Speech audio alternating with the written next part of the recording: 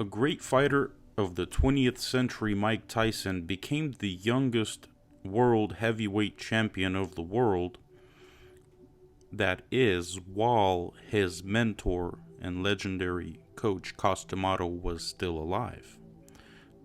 At that time, Tyson was invincible.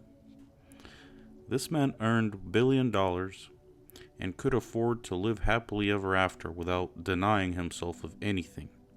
However, as it turned out a little later, wealth alone is not enough. Wealth provided invulnerability only in some segments, but not in 100% of cases. There were jackals who huddled up, chewed up, and devoured everything that they could reach with their predator-like mouths. Mike Tyson lost 1 billion. Rather, he was robbed methodically, gradually, in several stages.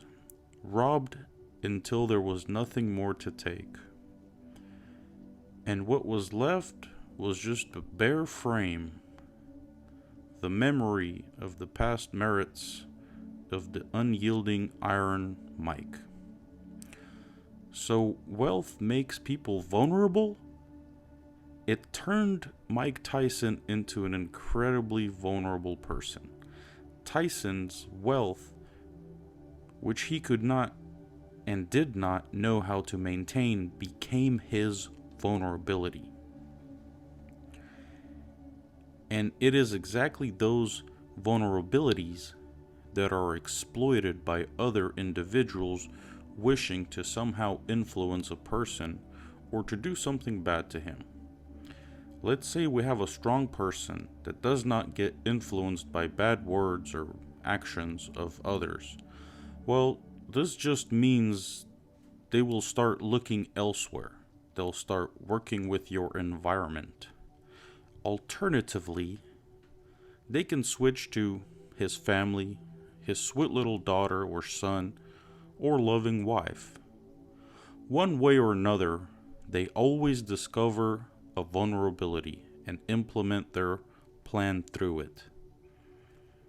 And now, imagine that a person does not have these vulnerable points. Even though he has a family and kids, somehow he still manages to be invulnerable. His family members are protected in such a way that those bad people cannot find the points of vulnerability and use it against them. In this case, it becomes useless for them to try to work with the person's close family.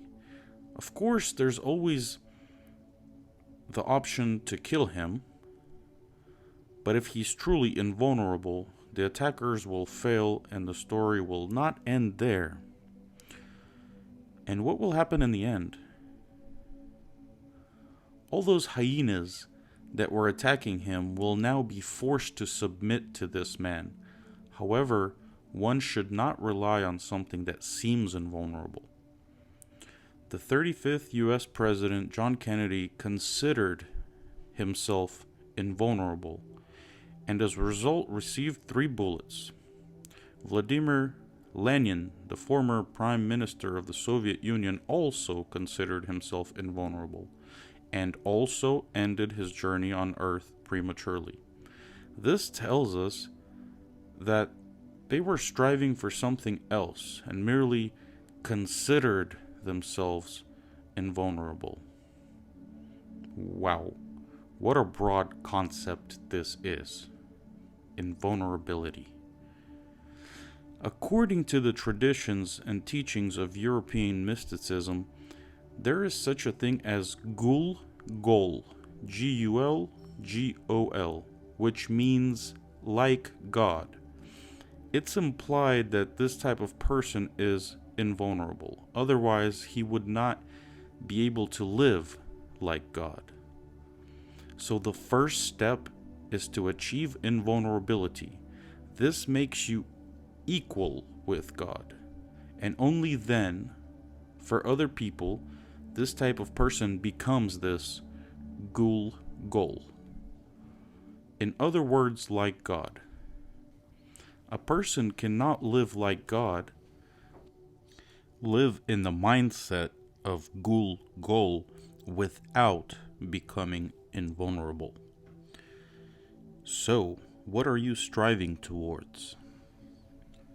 Chapter number 2. There is 3, 4, 5 long definitions of subcultures from different locations. They are extremely annoying to read. I will not read them. Gonna get into it, into the further parts of the book. Subculture. 1 word, 5 definitions. 5 masks or 5 names.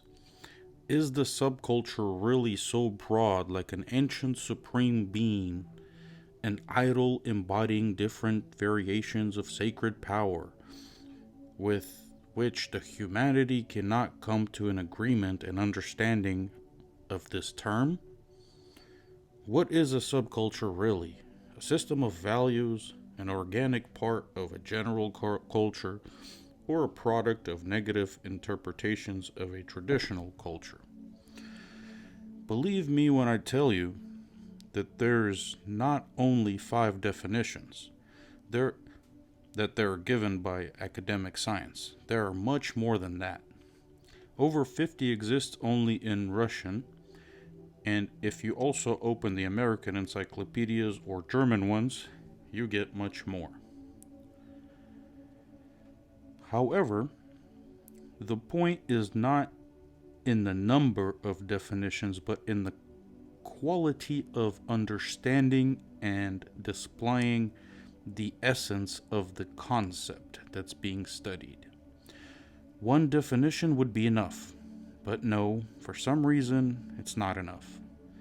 For some reason, pluralism also affected such a concept as a subculture. While sociologists, philosophers, ethnographers, and psychologists try to comprehend this term. And because there's no unity of opinions, there's no point in synthesizing them into one, sculpting them into a meaningless pile that in the end has no meaning and makes no sense. There's no point to that. So what is the phenomenon subculture? Let's start our research from ground zero. The first observation that we have become a witness of is there is a lack of a unified academic understanding of the term subculture. As they say, we have what we have, or it is what it is. I believe that the task at hand, to find a balance from all the broad understandings of this term, is solvable. Let's begin. Let's formulate a basic question about our X concept. What exactly do we call a subculture? Why a subculture at all?